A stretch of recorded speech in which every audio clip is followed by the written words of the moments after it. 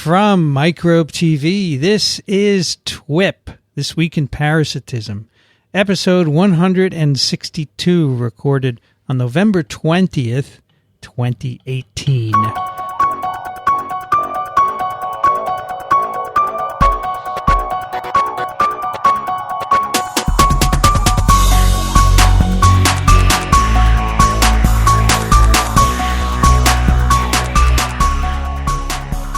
I'm Vincent Racaniello, and joining me today here in New York City, Dickson Despommier. Hello there, Vincent. And Daniel Griffin. Hello, everybody. And hello there, Daniel. Forgot his name. No, I just stuttered. Daniel's right here with us in studio today. Yep. For what do we have this honor? I guess I was thinking about it. I'm here not remotely, as I'm about to travel rather remotely, because this Sunday I'm heading to Uganda. Eastern Uganda to work in a pediatric HIV hospital near the Kenyan border. You've been there before? Well, I'm going to be working with the same group I've worked with before, which I've mentioned on previous podcasts, FIMRC, F-I-M-R-C, FIMRC, Foundation International Medical Relief of Children. So This should be exciting. It's a bit of a trip to get there, but it should be a great experience. You go to Nairobi first, or what? Amsterdam, Rwanda, and then the capital, which is Entebbe, and then it's about 10 hours by land to get to the hospital. Hard to get there. Are you going to be close to the Zika forest? I sure hope so. If you do, get a few pictures. Please do. And how long will you be there? Just a couple weeks. Couple weeks. Two weeks? 2 weeks. All right, and you'll bring some cases back, I presume. I anticipate there will be a lot of parasitic maladies in this region. Do you think so? Besides that, will you see AIDS cases as well? So it'll be predominantly seeing kids with HIV infection. Yeah. All right. Well, have a great trip. Thank you. Yes. Have a safe trip. Long travel to get there. Wow. 10 hours by land. Wow. Well, that'll be the hardest part. I'll say. That's why I asked if you landed in Nairobi, whether you could actually drive. Yeah, it would almost be the same distance to just drive from the east. To Massamara to drive through. You know what they say, Dickson? You know what they say, 10th by land, 20th by sea. They do. They're talking about elephants in this case. All right. Well, let's jump into our case from last episode, Daniel. Shall I, as I like to say, remind those who are tuning back in and introduce for the first time those who are tuning in for the first time. I was asked to see a 30-year-old woman who is originally from Bolivia, and she's been traveling back and forth between the United States and Bolivia.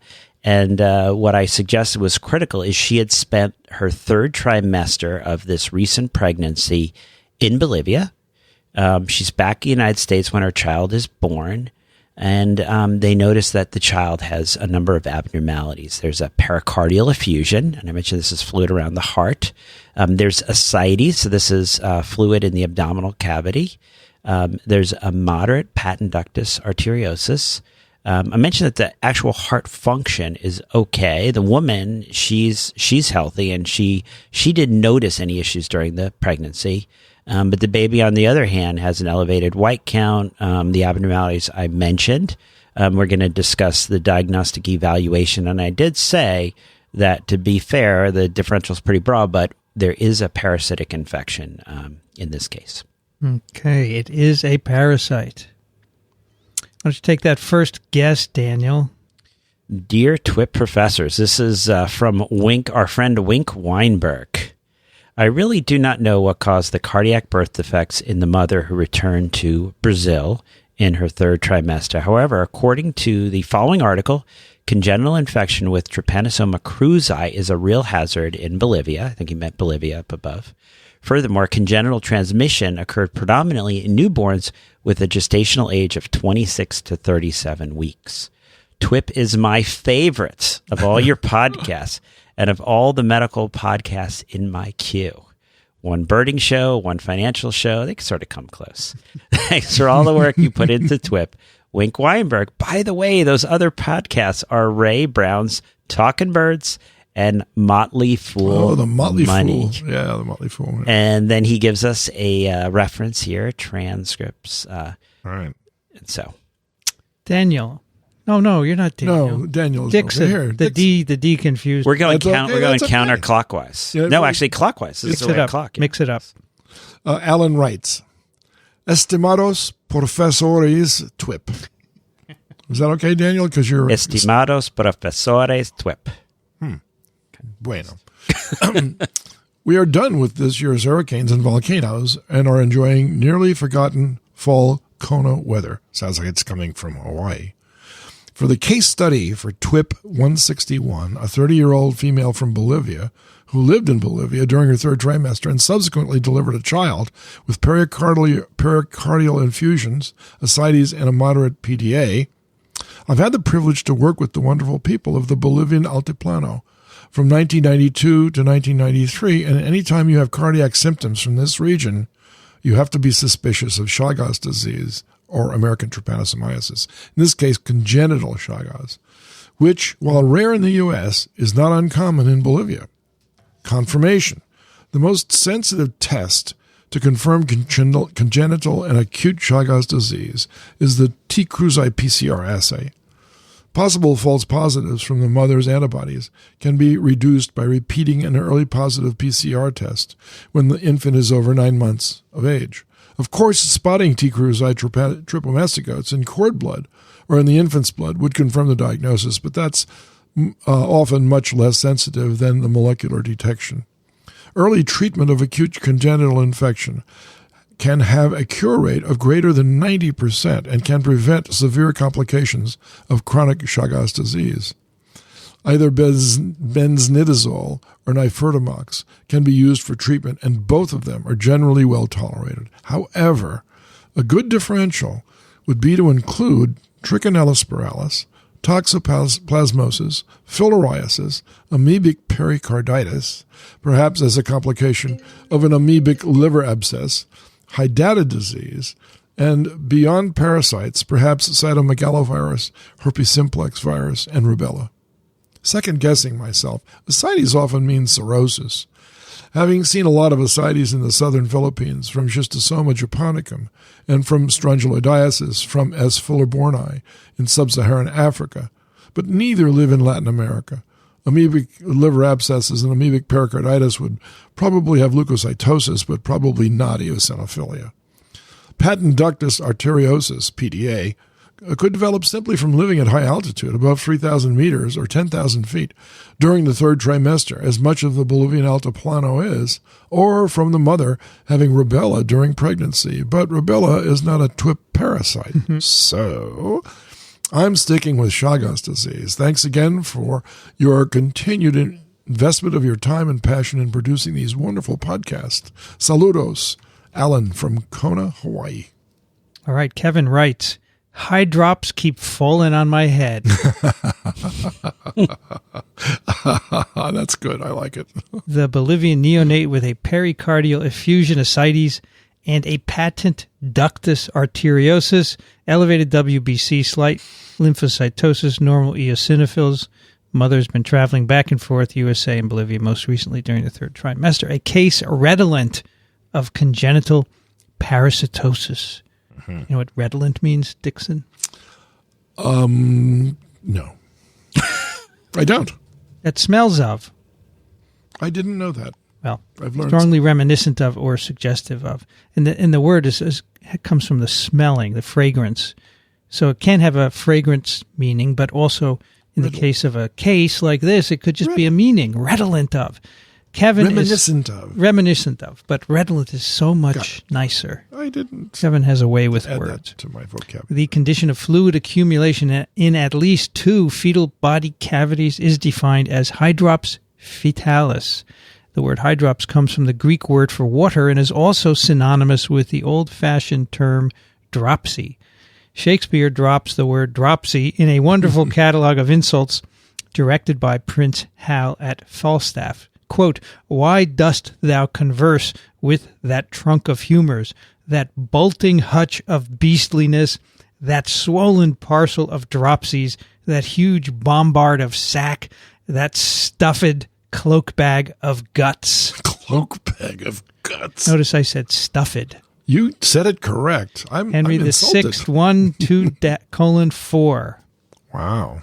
Consult my notes and references for a further fatiguing discourse about the terms hydrops and dropsy. As always, the show notes, the letters, will have all of Kevin's writings, which are extensive.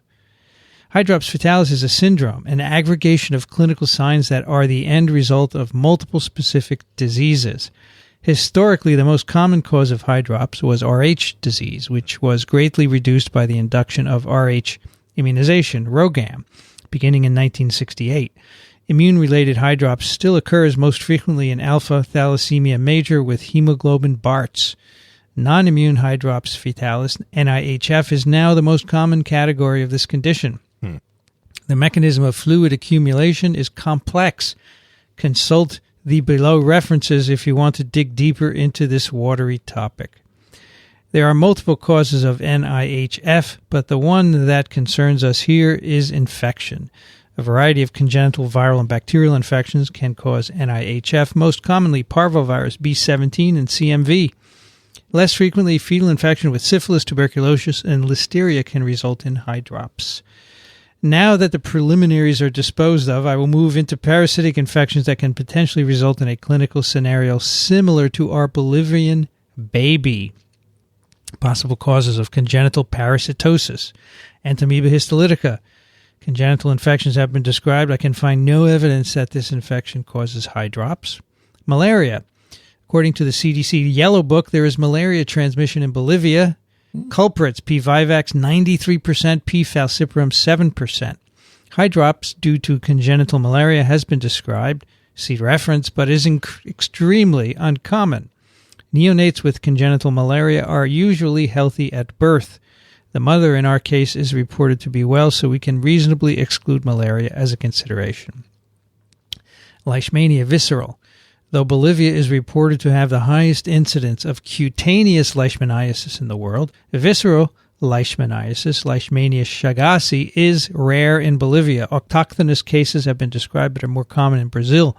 Congenital visceral leishmaniasis has been reported from Brazil but is uncommon, and I could find no literature on associated hydrops. I think that this diagnosis is unlikely for our case. African trypanosomiasis, note that this can cause congenital infection, not relevant here.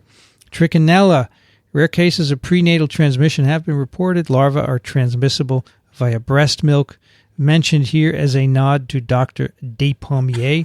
Otherwise of no relevance to our case. Also, there is no eosinophilia. Schistosoma. Placental infection has been described in up to 25% of pregnancies in endemic areas. Fetus generally unaffected. Besides, there are no schistosomes in Bolivia, though an indigenous, potentially competent snail vector has been found there. A host of helminths have been described as being transmitted from mother to fetus, but are not relevant to our case, and I could find nothing describing an association with hydrops. I love his use of a host of helminths. That's sort of a play on words, I'd say. I think he's very clever in that sense. Clearly. Congenital infections most relevant for our case. T. cruzi. Carter's 2002 review states that maternal fetal transmission of T. cruzi ranges from 2 to 12% of pregnancies in Bolivia, Argentina, Chile, and Paraguay. Hydrops has been described but seems quite uncommon. Though congenital Chagas disease is an important case of neonatal morbidity, the clinical presentation usually described as subtle or asymptomatic. However, up to 10% of vertically transmitted infections can manifest symptoms in the neonate. Screening infants in endemic areas is important since congenital infection has the same potential to cause chronic disease as vector. He gives a bunch of diagnosis, rapid diagnostic tests, and cure rates. Let's see. According to CDC, cure rates in infected infants exceed 90%. TWiP case 161 is similar to one reported in MMWR in 2012, where a 31-year-old Bolivian woman living in Virginia gave birth cesarean to a child with ascites, pleural, and pericardial effusions, described as fetal hydrops. Other relevant infectious diseases ruled out. T. cruzi was seen in the neonate's peripheral blood. First reported case of congenital Chagas in the U.S. Congenital Chagas is a strong contender for the cause of our patient's clinical presentation. Toxoplasmosis. I could not locate epidemiologic data regarding congenital toxo in Bolivia, but a review from 2000 estimated that prevalence in Brazil is 1 in 3,000 live births. Fortunately, the majority of these laboratory detected infections were subclinical. The relatively high Brazilian prevalence is compared to Massachusetts, where the estimate was 1 in 10,000 live births. A large 10-year Brazilian survey states that the incidence of symptomatic congenital toxoplasmosis was 5 in 10,000. Most cases, over 75% of fetal toxo, are asymptomatic subclinical, but when affected, the fetus may show CNS disease, intracranial calcifications, chorioretinitis, and systemic disease with hepatosplenomegaly, lymphadenopathy, hyperbilirubinemia, seizures, rash, myocarditis, pneumonitis, and erythroblastosis picture. Erythroblastosis is a severe neonatal hemolytic anemia like Rh disease that can result in hydrops fetalis. Lymphocytosis has been described. Diagnostic screening by dot blot IgM PCR. Treatment over 12 months. Congenital toxo is another tempting choice as the culprit in our case. Wrap up. The paucity of clinical data given in this case makes choosing a diagnosis difficult. Nevertheless, due to the absence of widespread disease signs and symptoms, so-called torch syndrome, toxoplasma, other agents, rubella, cytomegalovirus, and herpes simplex, leads me to dismiss congenital toxo. Despite the infrequent occurrence of symptomatic congenital Chagas disease, as well the almost non-existence of case reports from the U.S., I will submit congenital Chagas as the cause of disease in baby TWiP 161. Final word. Patent ductus arteriosus present in 30% of TWiM of preterm infants. Besides prematurity, PDA is also associated with congenital heart malformations, genetic disorders, also associated with a variety of prenatal infections such as rubella, chorioamnionitis, tuberculosis. Untreated PDA can result in pulmonary hypertension and heart damage. Treated with indomethacin and other nonsteroidal anti-inflammatory drugs, which here act via prostaglandin inhibition. Drug-resistant PDA can be managed surgically. I suggest that PDA in our patient is a fellow traveler, an epiphenomenon of the overall infection. I could find no specific parasitic disease associations with PDA. Forgive these lucubrations, and thanking TWiP professors for their patience. Lucubrations? Is that a word? Well, or is it lugubrations? I mean, let's look it up. Let's do that. It is studies, piece of writing, an over-elaborate one at that. Okay, very good. But I'm not going to agree that that's what I was going to, as you were reading this, Vincent, I was thinking, is this young man on the payroll? Should be. And then I realized we right. don't have a payroll. No, we but don't. so An off-site consultant, at least. it actually, this was real. I mean, you know, and the other thing I was thinking is when we compliment one email, do our other emailers feel slighted? Like, this is my children. I can't compliment them because I'm afraid if I say a nice thing about one of them, then the other two will feel, slighted.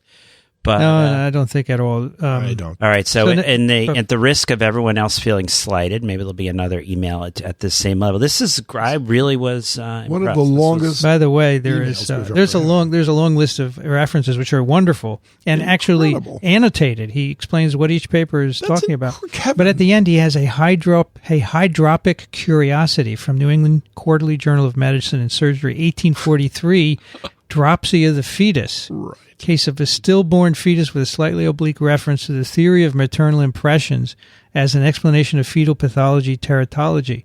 Channing, however, remains neutral in his clinical description. Recall the story of the Elephant Man, where John Merrick's mother allegedly was frightened by a rearing elephant on a London How street. very Lamarckian. Very interesting.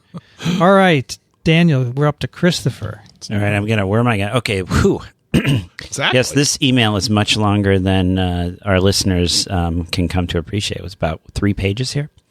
All right, Christopher writes, "Good morning, professors. It is a cold and wet 43F here in Stony Brook, Long Island. For this week's case, I would guess that the woman that Daniel saw was infected with Chagas disease.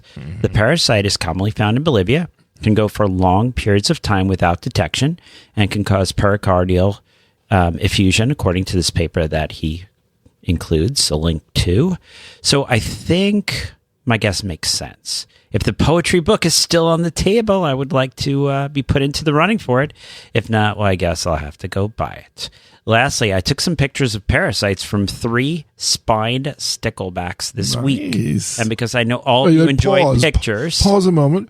What is a stickleback? Does anyone in this audience here know what a stickleback is without looking it up? It's fish. It's a fish. You do know that. Yeah, of course. And do you know that there are different spined numbers? No, I didn't know that. Yes, there are. And you know why they're so popular? Why? In biology, because they exhibit really interesting intrinsic behavior in terms of their mating preferences. And so they're used for behavioral studies mostly. There are freshwater species of fish, and there are several varieties, and some have 3 spines and some have 7. And they're easy to raise in vitro. Okay. Thank you. Okay. Thank you for that. And it even said I would enjoy them, and I did, actually. You enjoy the pictures, right? I do. Well, I love pictures of parasites anyway, but acanthocephalans are just absolutely exotic parasites, so to speak. So these he found in the fish, right? Yeah, cool. 4 pictures. Acanthocephalans are very popular parasites of freshwater fishes. He's got 3 different parasites. Well, he's got some egg. He got an egg. The third picture is of an egg. He said it's The second picture is Proteocephalus. Proteocephalus, right. No, these are great. So these will be in the show notes. Yeah, and then Diplostomum.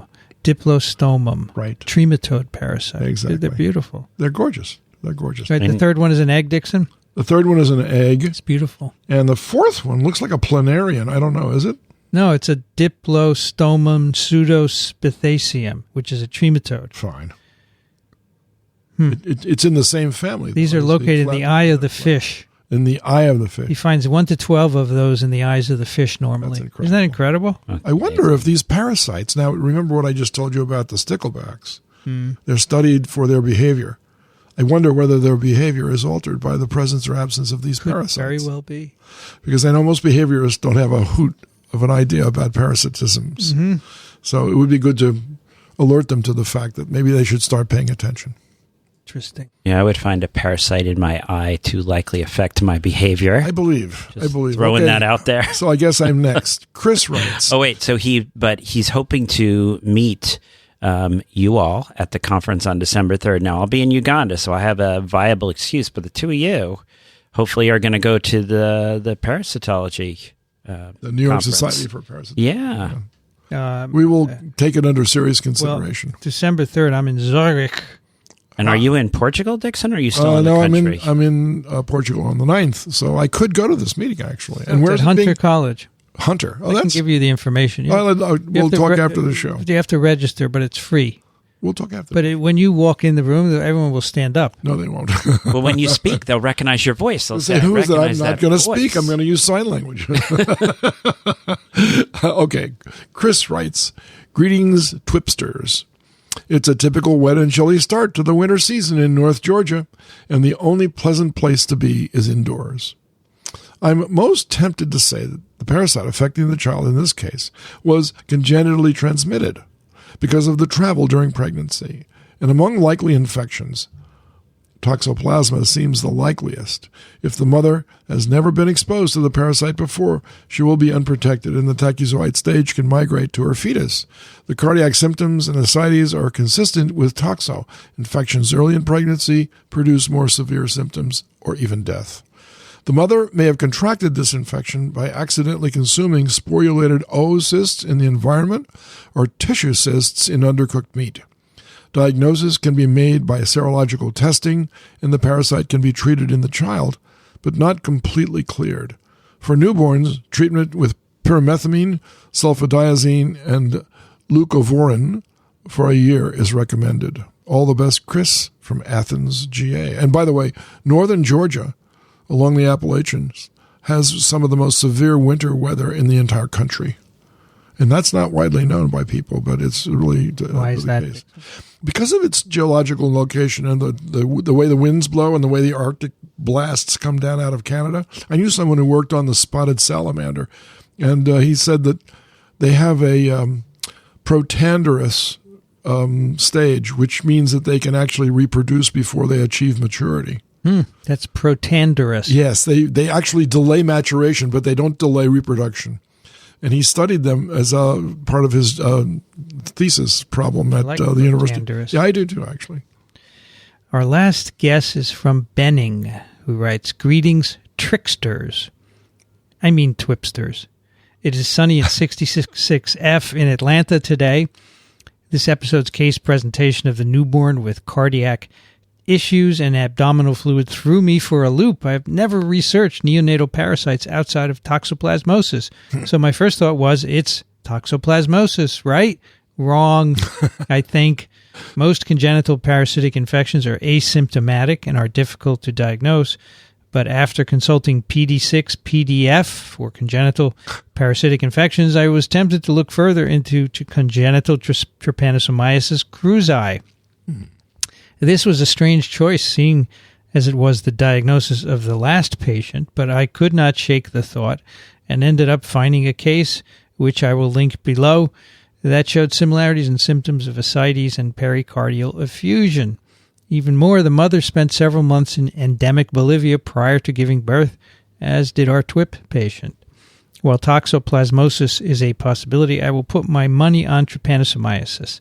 Diagnosis would best be achieved by microscopic examination of umbilical cord blood and testing the mother. She may have become infected while traveling to Bolivia or suffering from unknown chronic Chagas disease. Either case could lead to transmission to the baby. Benznidazole or nifurtimox have been shown to be effective treatments in congenital Chagas cases and would help prevent lifelong chronic infection. While sad, it is perhaps for the best that the child was symptomatic and treatment is an immediate option. The patient should be monitored post-treatment to ensure the acute infection was treated completely, and if not too advanced herself, the mother should seek to start treatment to prevent worsening chronic infection. I enjoyed this challenge, and I am interested to hear the resolution of this case. P.S. There does not seem to be a whole lot of information on congenital parasitic diseases, and I had to dig around for quite a while to find even this much. Perhaps we could spend some more time in the future on these types of cases. Perhaps we could even include a section in our textbook on that subject. All right. I also want to make a correction here. I think I mistook protandrous for a neoteny. No. So I think neoteny is the correct term. If we could just do me a favor and Google that, I would appreciate that. So neoteny means that the organism is reproductively viable at an immature age. Okay. Neoteny. Neotany. Neoteny is the delaying or slowing of the physiological development of an organism, typically an animal. Right. Oh, that's neoteny. Right. Neoteny, is that what you wanted? Yeah. Yeah. Delaying or juvenilization is another word for it. Okay, so fine. So he was studying that in salamanders, and they could actually achieve reproduction potential because of these winters that slowed down their development. Sometimes it would take 3 years to mature to adulthood. But they didn't delay reproduction, which was very interesting because they didn't want to lose the opportunity for each year to make more of themselves, even though they were juveniles. I thought that was great. His name was Dr. Robert Gordon. He was a wonderful gentleman from Georgia, and he was the chairman of our biology department at Notre Dame while I was a graduate student there. And I had the honor of answering the following question. I was brand new on the scene, right? A first-year PhD student. I was helping him set up chairs for an assembly of a meeting of one of the graduate students who was going to present a paper. He says, Despommier, says, how do you define evolution? What? I'm fresh out of a parasitic disease background in New York City. How do I define evolution? And I'm not kidding. This is what I said. Change over time. He looks at me and he says, yeah, that's right. Thanks. And we became close friends after that. Then that's when he found out I was born in New Orleans. He says, oh, you're a Southern boy after all. What are you doing down here? Which was at Notre Dame, of course. Good stuff. A lot of good stuff from my early years as a fledgling developmental parasitologist. Back to the case. Yes, indeed. Yes. So we have now gotten a bunch of email guesses, but let me ask our distinguished fellow TWiPers. Dickson. Not me. I'm not. Dickson, You want me to go start with first? you? Well, I mean, I was as much in the dark as Vincent was on this one. We both looked at each other after you recited that case to us in the beginning. And because there are so few clues to this, it would be a difficult thing to try to guess without further testing. Mm-hmm. Although, if you had to guess, and I think that's what we're forcing everybody to do, then I think congenital trypanosomiasis or T. cruzi infection is what I would go with also. So I initially thought toxo because it's the one parasite I know to be congenitally transmitted. That's right. But as some people said, it doesn't quite fit this. Would that cause a heart issue, though? Well, I thought that was interesting in Benning's email response, where I think there's a lot of things in medicine where if they say, rabbit, you think tularemia. You hear, worm crossing the eye, you think loa. I mean, there's certain things that you click. Yeah, you hear congenital transmission of a parasite, you think toxo. Mm. So this wasn't toxo. But I do understand that was sort of the knee-jerk. They talk about a triad when there's congenital toxo, and we don't always see this, but you have fluid, but it's hydrocephalus. That's one of the triad. You actually, if you look at an X-ray, you'll see intracranial calcifications, and you can actually get chorioretinitis. I will say that that's its classic triad, but like all things that are classic, you only see it about 10% of the time. It's not something you see all the time. So in our case, it was a little bit different. We were not seeing that this was brain involvement. Right. We were seeing hydrops fetalis, right? That said develop in the uterus, the more than 2 areas where there was fluid. The baby's now born, and so it's kind of a question of what causes that. And then we had that really long email with big differential. So really the next question at this point is, okay, you've got your differential and what are you going to do? Right. And I gave everyone a hint, like we know it's a parasite because it's on TWiP, but when I first got involved in this case, and I'm realizing I need to start reporting more of these cases, but it's hard to find the time and the residents and students that are willing to spend the time to get these things written up. But this is probably something that we should get written up. But this individual went through a series of tests, and not on the top of the list necessarily is parasitic. You have all the sort of other things that you think about. Right. But thinking of parasitic, what would be the test to look for in the baby that's not going to be contaminated? And so people talked a little bit about doing serological tests, and there's the concern about antibodies crossing from the mom into the baby. But the test we actually went for in this case was a PCR for T. cruzi in the baby. Right. And that PCR was positive. There you go. What specimen did you take for that? So it was actually a blood draw from the baby. Okay. And the nice thing there is that, well, if the T. cruzi DNA passes from mother to child and now it's in this child, well, then the organism has passed. So you don't have to worry about, mom's infected and you just have a serological transfer. This is actually. So the baby was PCR positive. We're going to neglect the mom for the purposes of today. Yeah. And so that was a really pretty solid confirmation in this case. Really had... One of the answers suggested that the treatment in congenital cases is rather successful, using the same drugs that in adult people cause lots of side effects. Do you back that up? So, I think we brought this up. Interesting. This is our second Chagas case in a row, right? So hopefully everyone's becoming a Chagas expert. We talked about in adults the benefit trial, which was a few years back. It was a pretty big trial, about 3,000 individuals in that trial. And what they were looking at is people that acquired Chagas in the past, and now we're treating them to prevent, say, bad cardiac outcomes. And you have different criteria. So one of the criteria in that study was PCR negativity, which is what we actually end up in this case achieving.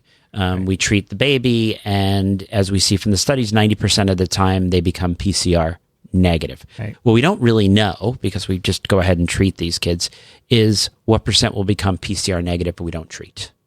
Right. We do know that if you take people that acquired Chagas when they're younger and are now in an intermediate phase, what percent of them go on to ever have symptoms? And it's about 30%. And I think I mentioned last time, if we treat people at that point, as we did in the benefit trial, only about 30% remain PCR positive. It's actually 20%, I think, in the study was closer to. So there still is sort of this issue about, does that really interfere with what we're worried about, which is the cardiac outcomes? And as we saw in the benefit trial, despite achieving that high level of PCR negativity, we didn't see clinical outcomes as far as cardiac manifestations being improved by treatment. So this child was treated with the optimism This child achieved a PCR negative result when retested after several weeks of benznidazole. Babies are pretty good at taking the medicine you give them. Sometimes. One of the advantages. You mix it with honey, they'll do it. But so I don't know. We're optimistic that we're treating so early. We hope it's so early. We're thinking this was acquired, so the baby may have had infection for the whatever period of time while they were in utero. But now treating them, getting PCR negativity, optimistic that this baby will do well. Did you look at any of the ascites, effusions? So those improved. They improved. The baby got better. And again, we don't know if those would improve as the baby matures anyway. Right. Yeah, I mean, and this would almost be interesting stuff where an area like Bolivia, where maybe they see, you do the numbers and it's about 0.1% of pregnancies that you're actually seeing symptomatic. To talk to clinicians that have been sort of observing untreated babies. How do they do? Is what we saw with treatment, is that better than what they see? And we've got N of 1, so it's not. So interestingly, we got two kinds of trypanosomiasis out there, right? We've got African and American trypanosomiasis. And the rate of congenital African trypanosomiasis is really, really low. It's almost non-existent. Whereas, and the trypomastogotes are in the bloodstream the whole time. Whereas American trypanosomiasis appears to have a higher rate of congenital involvement compared to the African variety. Yep. And they only have a trypomastogote in the bloodstream for a very short period of time. So is there any homing mechanism that might be useful to think about as to whether or not there's a difference in the way these two parasites perceive their environment? Or is it's got to be related at least somewhat to the size of the placenta, because a younger fetus of first or second trimester has a lower target zone than the third trimester one, as we see here. And it would be interesting to see how many percentages of births from mothers that were infected during the third trimester. Is that the case here? Right. Or is this a long-term chronic infection in the mother in which trypomastogotes are being thrown off from the tissue and migrating to other places, or being picked up, of course, by reduvid bugs? It raises a lot of interesting studies that I don't know if they've been done, or they've thought of doing them, or they've already done them. It's interesting because I think we're realizing as we move forward with genetics that we're lumpers. And they used to say when I was getting my PhD in immunology that immunologists are the ultimate splitters. Exactly. They always want to make these distinctions and more different subsets. And if you look at the genetics of particularly the two types of African trypanosomes, even though they're not able for us to be distinguished visually, the genetics, they're really disparate organisms. And a lot of people say, you call them Eastern African trypanosomiasis, but they're two different diseases. And they're treated and they have a whole different, and boy, American trypanosomiasis, to be lumped in the same group with trypanosomes is such a distant relative. It's a mistake, I think. But the genus is Trypanosoma. Yeah. Right? And but the diversity within that umbrella is tremendous. Yeah. That's right. Right. Just goes to show you what continental drift will do to speciation. Yeah. Things continue to evolve. They do. Once they're separated. They do. Sure. It's interesting that only one species of T. cruzi exists. Because in Africa, you've got two different ones. And well, I think, this was something that came up in our discussion last time because someone emailed about, is there a difference between the trypanosomes that cause the toxic megacolons, the gastrointestinal tropism, and the cardiac? Yeah. And so there's even raised the question, is that, there's different hosts in Central America versus South America, or is it there's really been a divergence in the trypanosomes? And we don't know that, but I'm a little more suspicious that it's a trypanosome difference than a host difference. Yeah. There's another factor here to consider, too, and that is in Africa, there are multiple species of Glossina, which is the tsetse fly that transmits this thing. And the organism may behave differently in different species. The same could be said true for all the reduvid species. There are 20 or 30 different reduvid species throughout South America and Central America, and the organism may behave differently in those vectors as well as in the different hosts. So you have all these confounding factors to take into account. I mean, that's I just, I always think about the research aspect. I mean, it would be fascinating to take the same species of American trypanosomes and basically a nurture difference. You basically have them go through their life cycle in, different reduvid bugs, and then you do, genomic analysis, you do an expression now. I mean, does that change what genes are being expressed? Because that may be, the nature versus nurture. Is there a difference in how the trypanosomes grow up in South America versus Central, or is it the actual genetics that went into the insect? Well, then we have one final and almost impossible to reconcile difference, and that is in T. cruzi infection. No mammal is safe from infection. None. So do we have biting preferences among reduvid species? I don't know, but we certainly have no barriers with regards to mammalian infections with regards to Trypanosoma cruzi. It can infect virtually every mammal throughout South America, and they have the highest degree of mammal diversity on the planet. Whereas in Africa, you've got one species, the East African trypanosome, which infects a whole bunch of game animals and people too, occasionally. And then in West Africa, it only infects people in a few species like pigs or, domestic animals. There, you've got some wildly swinging pendulum-like differences between these sets of trypanosomes that I don't think they've ever been sufficiently sorted out, even in terms of not knowing what we don't know. Not knowing what we don't know. There's lots that we don't know. Do we know what we don't know, or do we not know what we don't know? Are the unknown knowns or the unknown unknowns? Yeah, exactly right. Yes. All or of the known unknowns or the known knowns. Gee. There's a lot out there, because if you think this is a dead field to go into, I would strongly disagree with you. Which field? Parasitology? Parasitic diseases, that's right. I think as we're seeing or maybe demonstrating when we keep finding these papers is that this is still an active field of investigation, both at the basic science level, as we present a lot of times, but even at the clinical level, still, discussions about, is that even a pathogen? Right. Is that just there? Is that a commensal, or is that really making people sick? So there's really a lot, and these parasites still affect millions and millions of people throughout the world. There's no shortage of the clinical and scientific significance of these organisms. What there is a shortage of is money to study them. This is true. Yes. And a political will to actually get behind some of these things, because where are these found mostly? Sure, they're found in less developed countries among mostly the poor. And so that's the reason. That's why we call them neglected tropical diseases, that's right? Exactly right. They're neglected. Exactly right. They shouldn't be. Yeah. I had someone actually ask me once, is there still malaria out there? I said, where have you been lately? It's right after they asked if the HIV epidemic had ended. That's right. That's right. Well, no, 40 million and counting, still considered an epidemic. Look, Daniel. And malaria, they say we're losing ground. We're actually starting to plateau in our control efforts. So, yeah. Well, 20 years ago, I was at a wedding of a student, and her father, who was a physician, asked me what we worked on, and we said polio. And he said, why do you work on that? Isn't that cured? Right. That polio cure pill. It's cured. That's right. Let's give away a book. Hey, I'm all for that. We had 5 guesses, actually. And I don't know, some of you might have already won books, but I don't recall who you are. So let's just plug in 1 to 5 and get a number. Let me have a drum roll. And the number is 5, which would be Benning. And I'm pretty sure Benning has not written a book, has not won a book. Sorry, Benning.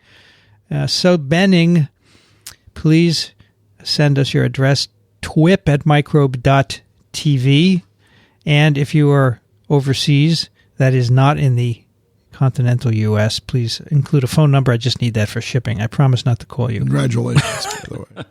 Benning. Oh, it's in Atlanta, so you don't need to give me a phone number. No, excellent, Benning. You have won a copy of PD6. And I know some of you out there have won in the past and you haven't gotten your copies yet. I will catch up and send them. I promise. This weekend, after Thanksgiving, the postprandial activity will be to mail out books. We have a paper. Daniel, speaking of clinical work, conundrums just mentioned, Daniel selected this paper. Clinical and epidemiological characteristics of patients with Dientamoeba fragilis infection. Right. American Journal of Tropical Medicine and Hygiene, and that's a journal that you have published in your lifetime, Dickson. This is true. I was even on the council for that. Comes society. from Department of Infectious Diseases at a hospital in Barcelona, and also a Department of Microbiology in the same hospital. Exactly. So, Daniel, give us the story here. Okay. Well, first, I will say why I grabbed. There's a couple of reasons I grabbed this. One is, as we were mentioning, we've been doing a lot of papers on the science, on the genetics, on sort of the cutting edge. But as people may have noticed, PD6 has evolved over time from a book that was focused a lot on kind of the history and the life cycles and the sort of the molecular and cellular pathogenesis to have a little bit more of a clinical bent. Can I say that? You can, sure. Say whatever you'd like. I was looking over at Dickson. Actually, I can't look at Dickson because then I'm not speaking into the mic. Right. No. So I was glancing askew at Dickson, which is just a big blur. But anyway, so he didn't correct me, which means beg your pardon. I think I can go ahead. And this actually came up because it was recently that one of my colleagues had asked, had a patient, there's some Dientamoeba fragilis in the stool. That's just a commensal, right?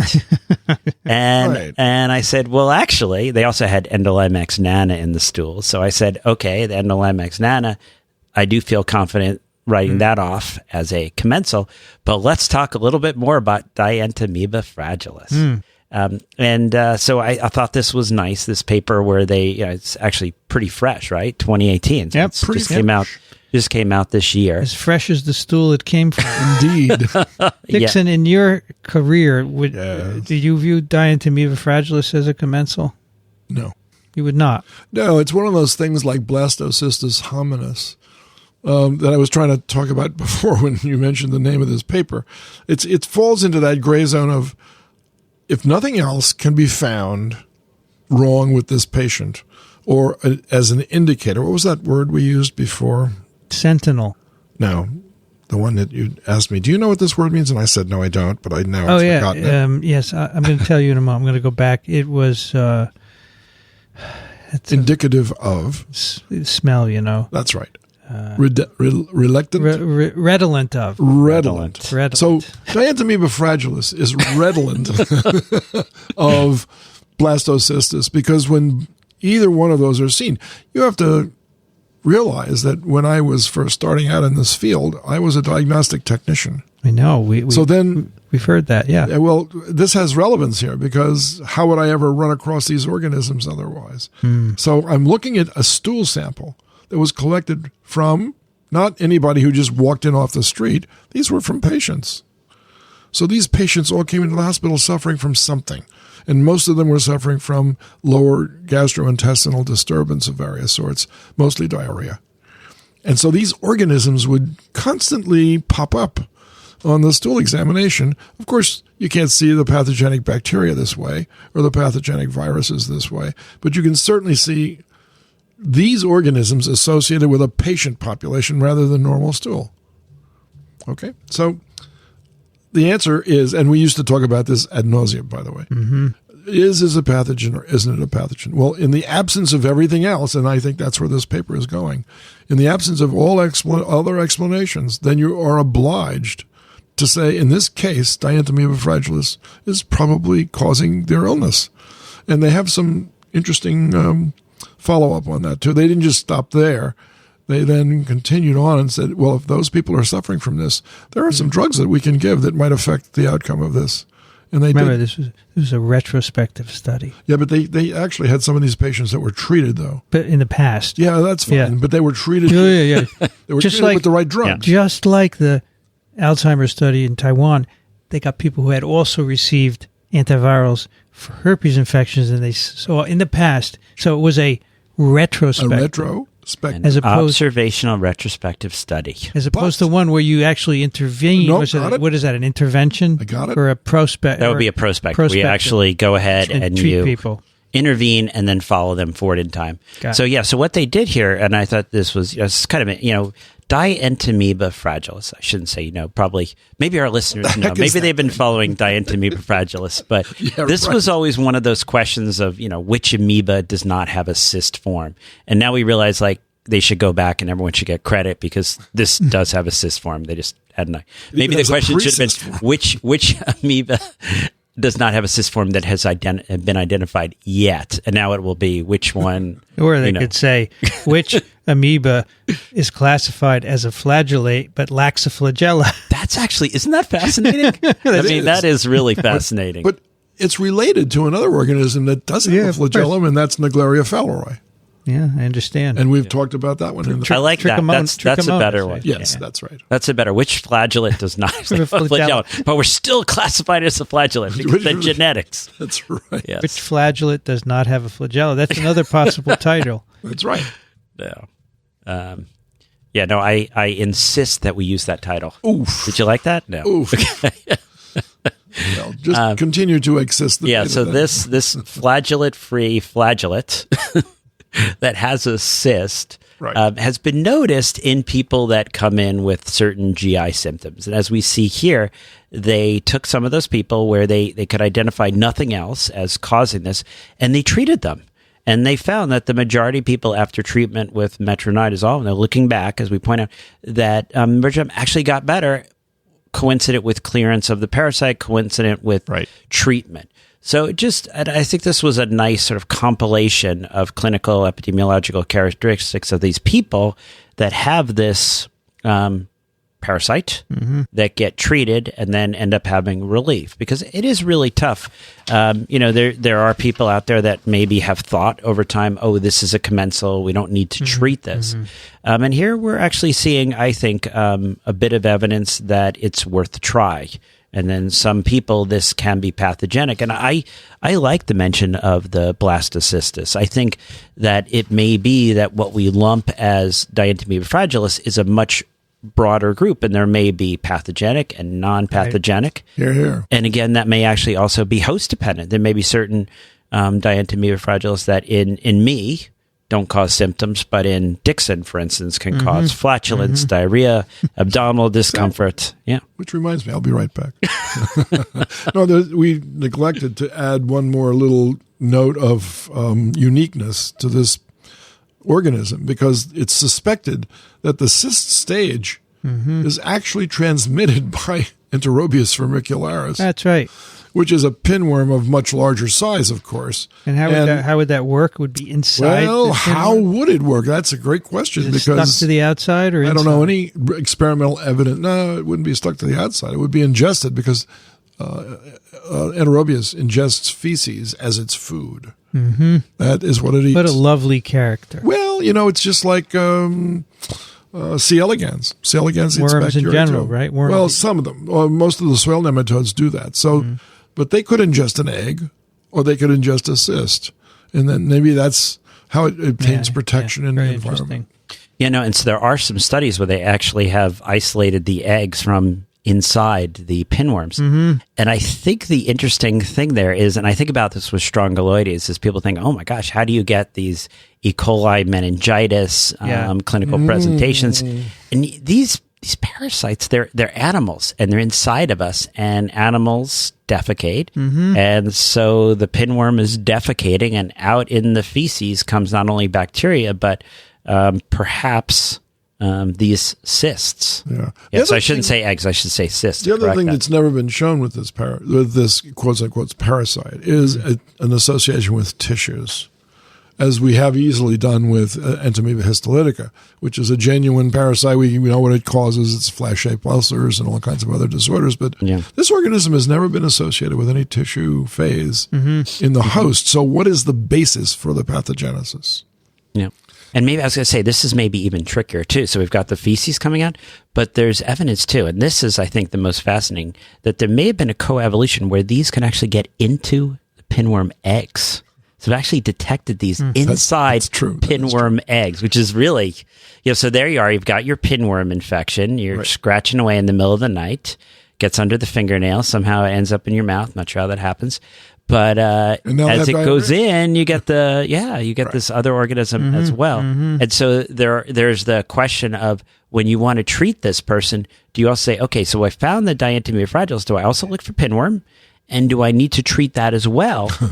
So in addition to the flagell, I'm using my parental palmoate to try to treat the pinworm, which about 15% of people in the U.S. have. Right. Yeah, why do we not use albendazole? It's $100 a pill.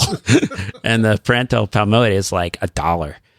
So I keep like a big industrial jar just in case. So you would acquire this by fecally contaminated food? Presumably. Materials? Presumably. Yeah. That's It what we does have say. a cyst stage, presumably. Okay. Now, they say here that based on their findings, Dientamoeba fragilis should be included in the differential with eosinophilia. Yeah, so that's something interesting, and I need to make sure in our next we're going to have like a clinical appendix, but part of the clinical appendix is eosinophilic meningitis, what causes it, peripheral eosinophilia, what causes it. This is sort of Dickson driven, so that people can use our book to help with addressing differentials. And in addition to other protozoans, such as what is the current name for Isosporabella? They use the old name. Cystoisospora, right? Yeah. Cysto, not cyto, right? I have trouble with that. Somehow that's like a mental glitch. Cysto. But yeah, so that's one of the others that can actually. It's a baking product so Dickson, called cysto. Yes. What would you think it would be? So these people have GI issues, right? They do. So we mentioned it before, but how do you think the amoeba is doing this? It's adhering to the intestine. Is it causing fluid imbalance? Is there diarrhea associated with it? There's diarrhea. Otherwise, they wouldn't have been called into the hospital, I think. Some gastrointestinal symptoms. Yeah. So, loose stool, flatulence, a variety of syndromes. Because they found a variety of organisms in many of them. They found Giardia, for instance, and they found several others. They found I would say bookworm, plethora. Giardia, Hymenolipus nana, Strongyloides, Taenia, Trichuris, Enterobius, Schistosoma. Remember where these patients are from, though, because not all of them are from Spain. And they found Entamoeba coli. Some of them Iodamoeba Bolivia. buchlii, that's an L, and Endolimax. Yeah, about those a quarter, are commensals. About a quarter of these were people coming in from other countries. Either they were immigrants or they traveled. And I also they mentioned Equatorial Guinea, right? Which is the one country in Africa where Spanish is the language, the national language. I've got that on my list of places. So no idea how this would cause these symptoms, right? Nothing is known about its pathogenesis. Yeah, we don't know yet. I mean, its molecular biology hasn't even been scratched. I don't think there's in vitro systems. Do you remember? So they looked at indigenous people. What do they call that? Autochthonous. The ones that live in Spain. People who they think acquired it staying in Spain. Travelers and immigrants. So was it from three different places? In which group was it mostly found? Do you remember? So in theirs, they had 63% in immigrants. So 2/3 are in immigrants, and then a little less than a third were people who lived in Spain their whole lives, and then a smaller percent are travelers. So the question then arises, is the autochthonous cases acquired from people immigrating from other places? So the implication is that the immigrants caught it wherever they were before. And brought it to Spain. Mm-hmm. So that brings up the issue, what's the geographic distribution, right? Is it more in some places than others? If you did this in the U.S., would you find similar associations? Yeah, I mean, that's an interesting thing because I think in New York City it would. Well, we always like to say, the immigrants brought it in. But if we're seeing about a third of the cases are being acquired in Spain, what is the prevalence in the countries of origin, which is an important question. The other is, a lot of times immigrants do not have the same socioeconomic advantages that maybe the indigenous. So they may be living in more crowded areas with less hygienic conditions, less choice about the ability to get clean food, etc. So it is interesting. Is this a reflection on the condition of immigrants in Barcelona, or is it a comment upon prevalence in places they're coming from? And I don't know if you can just jump in and say, it's those immigrants bringing in protozoans. Right. Oh, we had a lot of talk about that during several large immigrations of peoples from Southeast Asia, for instance, during the Korean War. And then after that, the Vietnamese War. And then after that, Cambodia. And I was called up many times by physicians and asked, is there any danger of letting these people, settle in this country? And I said, they run a higher risk of catching diseases from us than we do from them, because a lot of their diseases are vector-borne, and we don't have those vectors in this country. So you could really say that they're at a higher risk than we are because of our indigenous parasitic infections. And trichinosis, by the way, was high on their list of ones to watch out for when they came here. So I found it interesting that the global prevalence ranges between 0.4 to 42%. Exactly. Can be chronic and That's a hell of persistent a for years. range. Pediatric age has the higher prevalence and the group with longer duration of symptoms. Well, in some populations, it's the most observed protozoan in the feces. In others, second after Giardia or blastocystis. right, It's interesting. right. It's the only other parasite with 2 nuclei, by the way. So Giardia. Giardia, yeah. And I wondered if both of these are transcriptionally active also. We don't know, but there's lots of information missing about the biology of this organ. By the way, we mentioned GI symptoms. That includes diarrhea, abdominal pain, vomiting, flatulence, dyspepsia, Right. abdominal distension, and itching. What is dyspepsia? That's like that discomfort, sort of so gastric, so many people might say belching. That would be a form of symptom tummy associated ache. dyspepsia. Would it be correct to say whenever I see Dickson, I get dyspeptic? No, but it would be correct to say that when I played freshman baseball at Fairleigh Dickinson, my baseball coach called me dyspepsia because he couldn't pronounce my last name. You're kidding. I'm not You kidding. said Dickson dyspepsia? No, he said, "Hey, dyspepsia, come on over."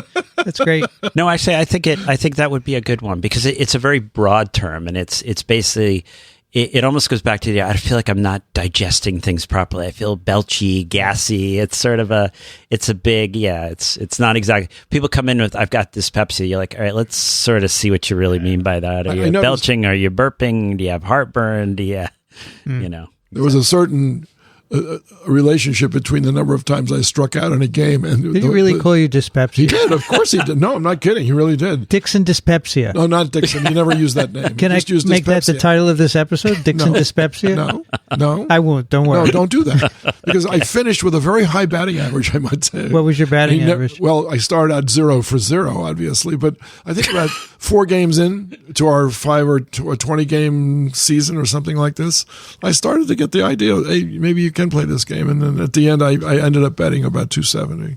Bad? And it wasn't too bad, but he stopped calling me dyspepsia at that point, too. But he didn't use your first name. No, he never did. You know, I played Little League for a couple of years. Yeah. Mm-hmm. And one year, the coach couldn't pronounce my name. Well, most years they could. But the one I remember, he used to call me, and he did this the whole season. And if he would call me, at the bench, or if I'm in the field, whatever, yelling this out, so everyone hear it. Rockajoliolio. Rockajolio, and you responded. I knew he was calling me. Yes. Rockajoliolio, you're up next. There was a famous baseball coach that used to nickname all of his players like that, and that was Casey Stengel. He used to mispronounce everybody's name, and everybody sort of laughed at it, but it was just one of those characteristics, I guess. All right. Now it's time for a heroine. Yes. Let me get my spectacles on here. And today we've had a submission from a listener who mildly objected, and rightly so, to the fact that in our textbook we have only a lot of European and South American older white men. Old white men. Old white men. Old white man. And that's who the heroes were that were originally selected. And they're a long list of people that have been, I guess the word is chronically recognized for their multiple contributions to the field of parasitic diseases and tropical medicine, without trying hard to find female counterparts, and for people of color as well. So we have made an effort to search, and I would guess that I have to yield to my partner on my right here. Daniel has done a remarkable job of digging up some names of people that we think deserve recognition as well that have not been recognized in the past. But one of the listeners actually submitted this one, and so we have elected to include that into our list of heroes. And her name is Eloise B. Cram, Ph.D. And it reads, I'll just read this, of course. Eloise Blaine Cram, born 1896, died 1957, was an American zoologist and parasitologist. She was born in Davenport, Iowa in 1896, the daughter of a prominent newspaperman, Ralph Warren Cram and Mabel LaVenture Cram. She graduated Phi Beta Kappa from the University of Chicago in 1919 and received her Ph.D. from George Washington University in 1925. In 1920, Dr. Cram entered government service as a zoologist for the USDA Bureau of Animal Industry, where she gained prominence as a world authority on the parasites of poultry. She eventually became the BAI's head scientist for the investigation of parasites in poultry and game birds. In 1936, Dr. Cram left the BAI to take a position at the Zoology Laboratory of the National Institutes of Health in Bethesda, Maryland, where she remained until her retirement in 1956. While at the NIH, Dr. Cram contributed to the scientific study of pinworm, we just talked about that, and other parasites in humans, but her major contribution to parasitology and to science was her pioneering research into curbing the disease schistosomiasis. She made breakthrough discoveries regarding the life cycle and vector cycle of snails, key to the transmission of the often fatal disease to humans, thus aiding in reducing the international health costs of the disease. By the time of her retirement, Cram had produced over 160 papers and monographs on various subjects relating to animal parasitology and was recognized as an international authority on helminthic diseases. In 1955, the year before her retirement, she served a term as the first woman president of the American Society for Parasitologists. She died of bone cancer in San Diego, California in February of 1957. In her obituary, Dr. Cram was remembered for her high degree of industry, coupled with a patient endurance of disappointments, an ability to overcome difficulties she encountered in research, and a vigorous persistence of effort in order to arrive at solutions of perplexing problems. Quotes, for devoting her life unstintingly to the study of human and animal parasites, and for her cheerful humor and brilliance and sharp focus, which persisted even as she neared the end of her life in the face of a debilitating, painful disease. So that's our hero for today. All right, that's from Anna. Thank you, Anna. Yes. And now, and we welcome others. Yes. In fact, we have some other ones have been sent in since, and so if you have some, send them in. Oh, this is great. You got to forward those to me, Vince, because I'm sort of curating and going through, and there's a number that, I guess what I will say in my sort of response to Dickson's take is, I don't know if we're so much looking for women and people of color to sort of counterbalance the number of old white guys, but I think what I'm trying to do is go back through the history and find important figures who were not recognized in part because they were not. Absolutely. They were not old white guys. And that's been a shame. Like when you go back through history, a lot of people have done some pretty tremendous things. And because of a lot of cultural and societal biases, they didn't get the recognition they deserved. And I think as I've been going through this, I've been realizing that unfortunately, even in the field of parasitology, we've been victim to the same discrimination. So, and actually, as you see, I mean, this is a woman who, this is an individual who stands up not because she's a woman in parasitology, but because this is an individual who made really significant contributions. And unfortunately, I think because she was a woman, was not given the recognition that she deserved. She was elected as the president of the American Society of Parasitologists, so that's a pretty high honor. But you're right. I think in the record books, she was not marked down as one of those people who altered the world after she died. Yeah. And we're looking for those people, obviously. Yeah, and unfortunately, she died much too young. Yeah, that's absolutely right. All right. It's time for a new case study. Gotta have a drum roll, please. All right. Now, people are going to have a little bit of time to work on this. And this is, shall I say, a fresh case. Yes. I have a list of cases, and I was going to do another one, but then this individual saw me just recently, and I said, wow, what a great case. So this is a woman in her late 30s, and as I talked to her a little bit more, I realized that she was originally born in Palestine, but she moved to New York, and she initially presented for care with a sore throat, swollen lymph nodes. Get a little bit more about her, right? So sore throat, swollen lymph nodes, feeling kind of run down. She married a Lebanese man, and his family is still back in Lebanon. They travel back and forth. And she had been in Lebanon for about 3 weeks visiting friends and families right before this illness began. There's an associated headache. There's fatigue. She gets back, and it's really less than a week before she starts to feel not so great. And my first question to her is, are you a vegetarian? And she sort of smiles and says, well, no, but you ask, and this, I have to say, like, it takes a while for us to kind of get the history, and I'm giving you guys all a treat, and then I'm trying to tell you stuff that's relevant. Maybe, wink, wink. So she says, while I was in Lebanon, my husband, while I was in Lebanon, my husband said, you really got to eat this special dish here. It's a raw meat dish, but don't worry. It's got a garlic mixed in, and you drink this strong liquor so you don't have to worry because the strong liquor will kill anything that's in there. So this may or may not be relevant. We don't know. And so she reports no other animal exposure, I guess, other than eating this dead raw animal. She has a couple small children at home. She does work outside the home. It's office work.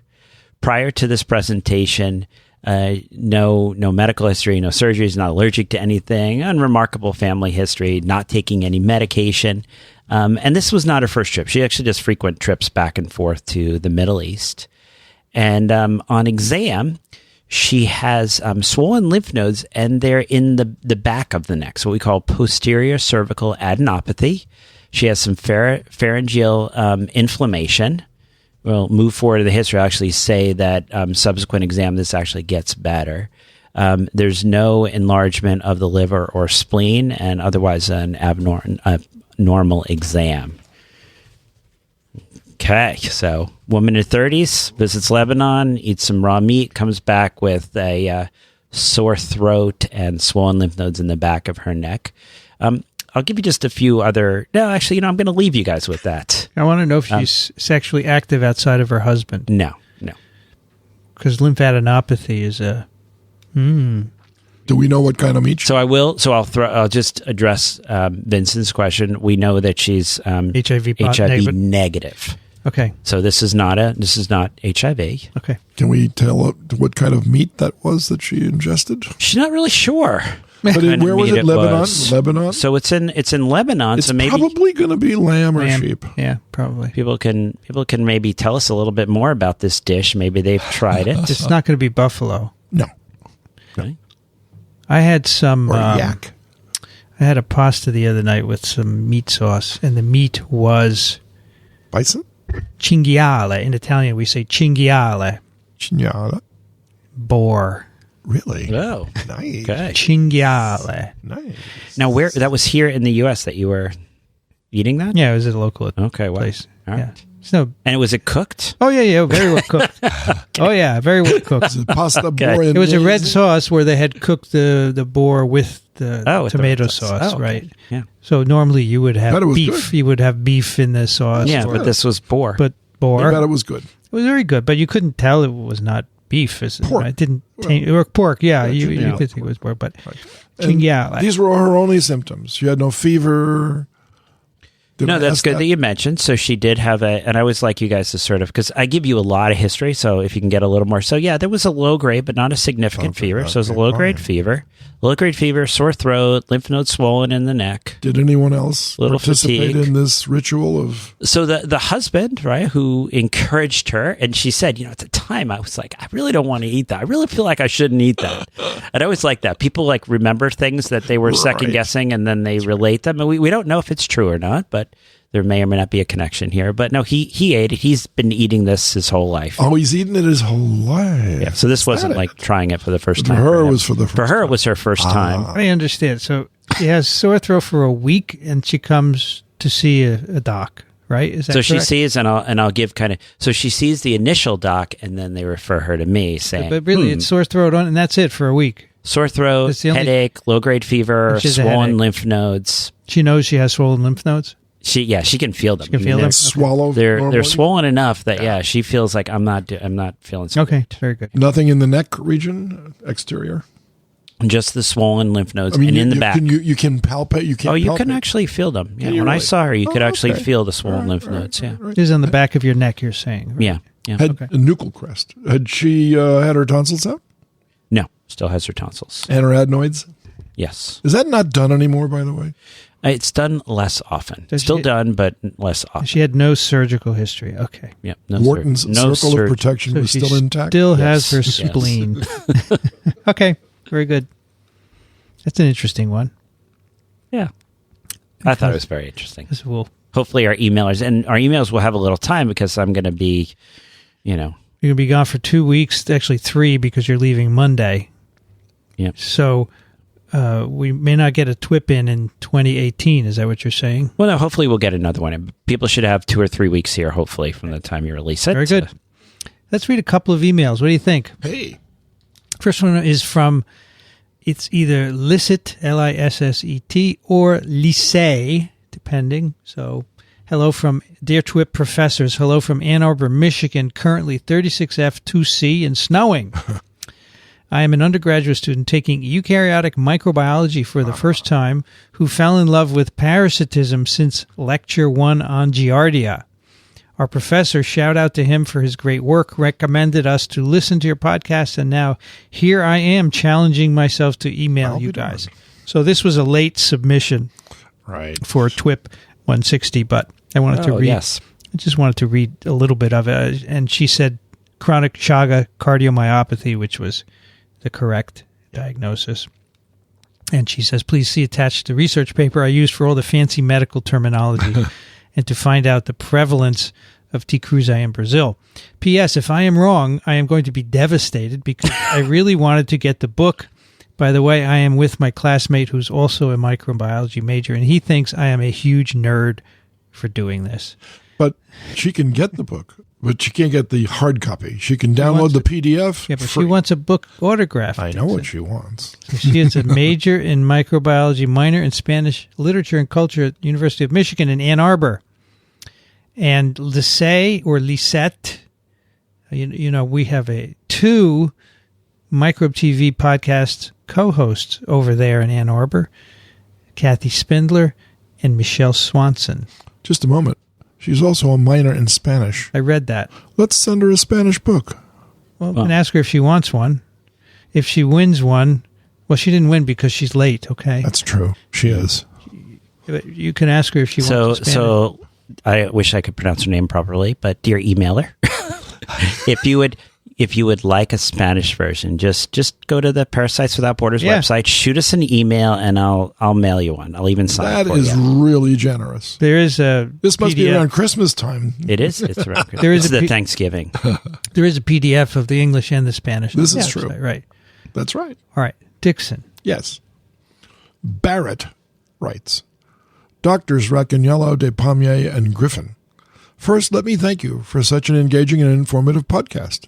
I work in animal husbandry, but have always had an intense interest in parasitology, especially fish parasitology, which has served me well working in the applied science of animal care in public aquaria and zoos. That's fascinating work. That's remarkably good. Regarding the message on your last show regarding the paucity of female parasitologists as role models, I wanted to bring to your attention the contributions of Dr. Ida Mellon, who was an ichthyologist and biologist at the New York Aquarium and later at Woods Hole in the early 20th century. Dr. Mellon worked for many years at the New York Aquarium, which I've visited many times, where her work laid the foundation for modern veterinary medicine of aquatic animals. She resigned without explanation in 1929. While we may never know the cause of her departure, reading the annals of the institution where the research exploits of her male counterparts were described in great detail, referring to the recent publication of Dr. So-and-so, we can only imagine her displeasure at having her own accomplishments minimized and attributed to Miss Ida Mellon. We can only speculate that the male-dominated culture she must have had to overcome as one of the nation's first female marine science PhDs, but her accomplishments are still known in the fields of fish parasitology and veterinary medicine. Arguably the most insidious metazoan parasite of marine fishes bears her name, Neobenedina malinia. It's a monogenean, it's a capsilidae, which is still problematic in public aquaria and aquaculture nearly a century after she discovered it on the eyes of aquarium fishes. Someone else sent us a parasite of the eye of a fish. Neobenedea. It was just episode, Dickson. Right. Let's see if that one was. Yeah, the ones with the photograph. How about that? It was actually from an eye, but it was a diplostomum. And it was from stickleback, as I recall. Yeah, stickleback. Mm-hmm. Yep. P.S. An email on your last show mentioned a common saying in human medicine is also used in veterinary medicine, but you may find it interesting that when you hear hoofbeats, think of horses, is also commonly used by taxonomists. I first encountered it in an ichthyology course in reference to identifying problematic specimens, which are much more likely a common species than a rarity. Bartlett. She's the director of animal husbandry. Barrett. I'm sorry. What did I say? Bartlett. I must be thinking about those delicious pears that I have at home. And she works at the Maritime Aquarium at Norwalk. Director of Animal Husbandry. That's a great position. Now, is that Norwalk, Connecticut? Is that not so far away? There is a Maritime Aquarium at Norwalk, Connecticut, but it could also be Norwalk, Ohio, right, Dickson? It could be, and I'm not willing to make the distinction at this point because I've already stepped into that trap. Let us know. I'm a big fan of aquarium, and I don't know if you've been, but the new Ocean Wonders at the New York Aquarium, it is fantastic. We have to go. It's Connecticut. I looked it up. It is.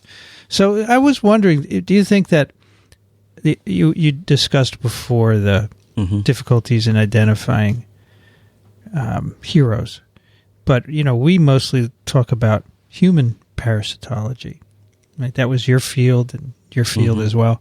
But veterinary and fish maybe there are heroes in those fields, but we wouldn't know about them. Oh, you're right. I think that's true, and I think also our focus in the book historically, our focus had been on the molecular, on the early lifestyle discoveries, and now there's a lot of work going on into the clinical significance of these. So there's also, as we broaden our focus in the parasitic disease mission, more people, I think, can come under that umbrella.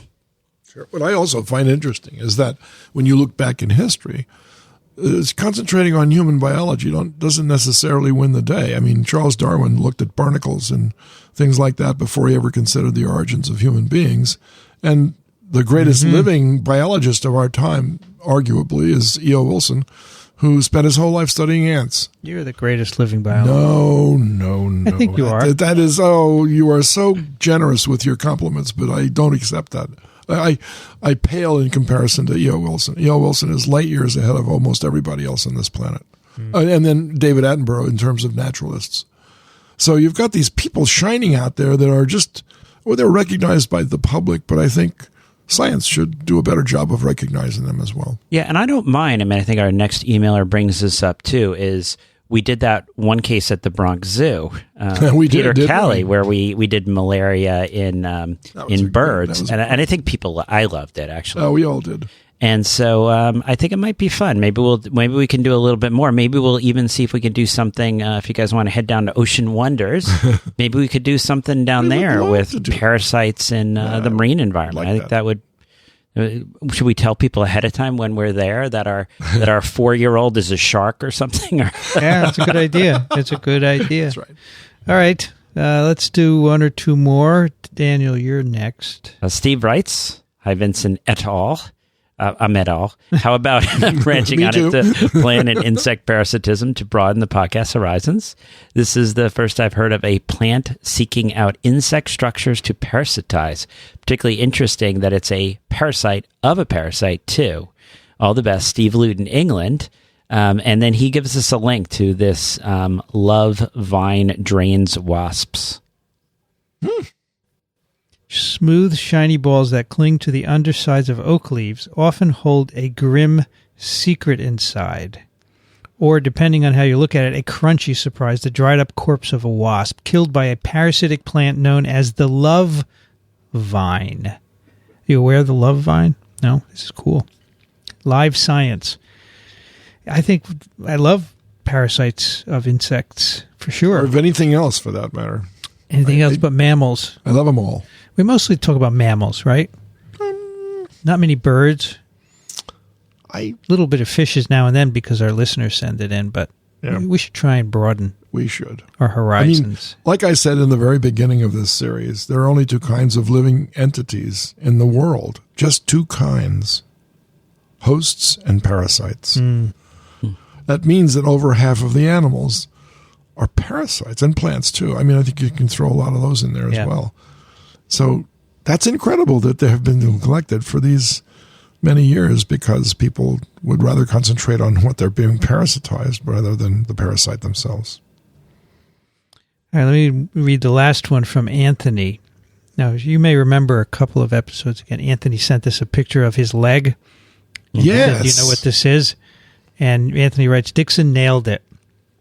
Dermatitis caused by cat fleas in humans. You said it looked like fleas, didn't you? Yeah, I did say that. One day I walked past some feeding stations set up for outdoor cats. I did not notice what was happening. Rather recently, a volunteer feeding the cats told me, I think my leg is covered with fleas. Right. I noticed that the distribution of the fleas matched the area of irritation on my leg. I don't know where cat fleas lurk, but it's interesting that they just made their way to an area that's feline height.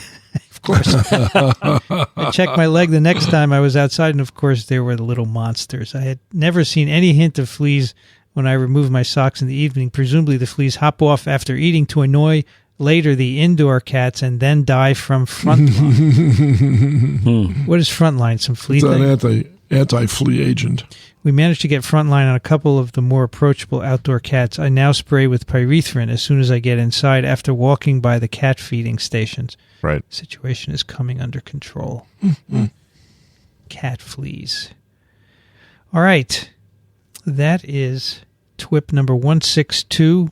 You can find it on any good podcast player, or even bad podcast players too. All you have to do is search for TWiP or This Week in Parasitism. And please do us a favor, subscribe on whatever podcast player you are using, because having more subscribers helps us in many ways that you can't imagine. So please subscribe. It's free, and you get every episode as we release them, which is about twice a month. We also have a website, microbe.tv/TWiP, and therein reside all of our show notes, including the amazing letters that we get from you, our listeners. And if you like what we do, consider supporting us financially. You can go to microbe.tv/contribute. We have a couple of ways that you can do that. And, of course, your guesses and your questions and comments, TWiP at microbe.tv. Daniel Griffin is at Columbia University Irving Medical Center and parasiteswithoutborders.com. Thanks, Daniel. Pleasure as always. Good to see you in vivo. Yes. Dickson Despommier is at Racaniello.org and thelivingriver.org. Thank you, Dickson. I had a great time. Good. I did as well. Do you think Daniel did? I hope so. Yeah. For his sake. I'm Vincent Racaniello. You can find me at virology.ws. Thanks to Ronald Jenkins for his music and ASM for their support. You've been listening to This Week in Parasitism. Thanks for joining us. We'll be back soon. Another TWiP is parasitic.